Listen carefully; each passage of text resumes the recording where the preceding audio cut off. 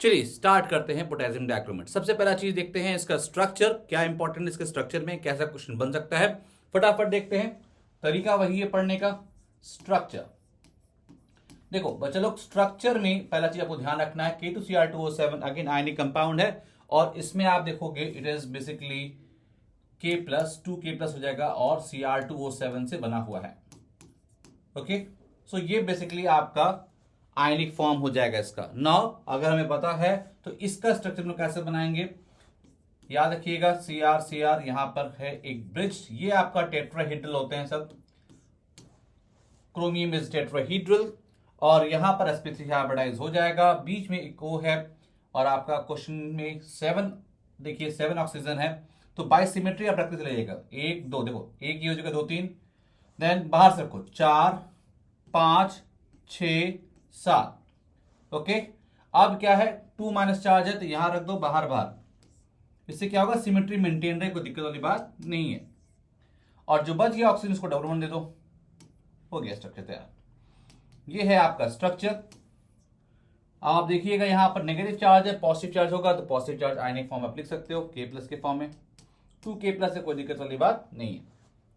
What's so important about structure, number 1 ये आपका sp3 hybridise है।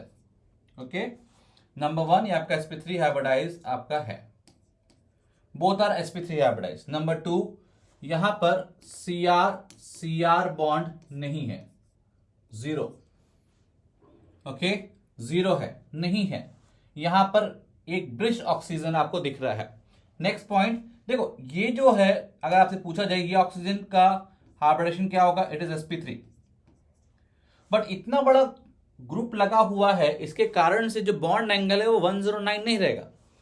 अगर आप देखा जाए तो ये एक्सपेरिमेंटली देखा गया, इट इज अराउंड 126 डिग्री के आसपास होता है, यानी बढ़ जाता है sp3 ही, बिकॉज सिग्मा आपका 2 है, लोन पेयर भी आपका यहां पर 2 हमको दिख रहा है, but because of very large surrounding atom ये क्या होता है, फैल जाते हैं ना, चीजें उसके क्या होगा, फैल जाएगा रिपल्शन करंट से। ठीक है, नंबर ऑफ इक्विवेलेंट बॉन्ड्स, अगर मैं इक्विवेलेंट बॉन्ड्स की बात करूं, जैसा कि हम लोगों ने KMnO4 में देखा था, इसमें इक्विवेलेंट बॉन्ड्स की संख्या कितनी हो जाएगी, देखो ये नेगेटिव चार्ज इन तीनों पे इक्वली जा रहा होगा, इक्विवेलेंट स्ट्रक्चर है, इक्विवेलेंट रेजोनेटिंग स्ट्रक्चर बनेगा।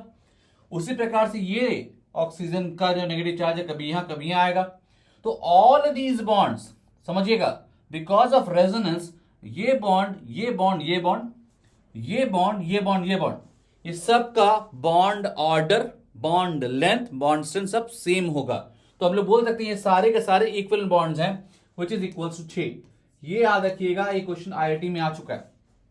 ठीक है, 6 बॉन्ड्स हैं यहां पर जो इक्विवेलेंट है, ये कौन से 6 CrO बॉन्ड्स हैं, तो ये जो ब्रिज वाला है वो नॉन इक्विवेलेंट है, वो अलग हो जाएगा। क्लियर है, तो ये हो गया स्ट्रक्चर के बारे में इंफॉर्मेशन। दूसरा पूछा जाता है कि sp3 है तो आपका d पाई p पाई बॉन्ड कितना होगा। d पाई p पाई मैंने आपको पहले भी बताया हुआ है, p कहां से आता है, p ऑक्सीजन देगा और d ऑर्बिटल यूज करेगा chromium, y d orbital, because sp3 में सारा जो p था, p3 होंगे, सारा कंज्यूम हो चुका है, तो जो भी पाई बॉन्ड दिख रहा है यहां पर वो सारा सारा d orbital of chromium and p orbital of oxygen को इन्वॉल्व करते हुए बन रहा है। इसका मतलब क्या हो जाएगा, इसका मतलब है ये पाई ये वाला टोटल मिला के 4 पाई बॉन्ड दिख रहे हैं और चारों d पाई p पाई हो जाएंगे। I hope it is very clear. Structure में गलती नहीं होना चाहिए, बहुत ही इंपॉर्टेंट है, इसको अच्छे से आप देख लीजिएगा। ओके, सो नेक्स्ट हम लोग क्या करेंगे, अब हम लोग बात करने जा रहे हैं, स्ट्रक्चर हो गया, प्रिपरेशन पे आते हैं। देखिए कोई बोले प्रिपरेशन करना है तो कैसे करें, प्रिपरेशन का अगर हम लोग बात करें तो हमें सबसे पहले एक और देखना होगा जो कि नेचुरली मिल जाएगा। Now because we are trying to make एक ऐसा कंपाउंड जो कि कमर्शियली हमें बनाना है, तो कमर्शियली हम लोग बनाना है, लैब में तो आप कुछ भी बना लो कोई दिक्कत नहीं है, बिकॉज थोड़ा सा बनाना होता है, बट कमर्शियल बनाते वक्त हमें ध्यान रखना होता है कि कॉस्ट बहुत ज्यादा ना चला जाए, इसीलिए हम लोग एक वो ओर से स्टार्ट करते हैं जिसको हम लोग आराम से मतलब हम वो आराम से मिल जाए, और उस पर प्रोसेसिंग करने के बाद हमें एक्सट्रैक्ट करना काफी आसान हो जाता है, या जो बनाना है उसको हम आराम से कर सकते हैं। तो ऐसे केस में क्रोमियम का एक और है, इसको हम लोग बोलते हैं क्रोमाइट ओर। क्रोमाइट ओर ना, क्रोमाइट ओर का जो फॉर्मूला होता है वो उसको लिखते हैं FeCr2O4। प्लीज अंडरस्टैंड, इंपॉर्टेंट है।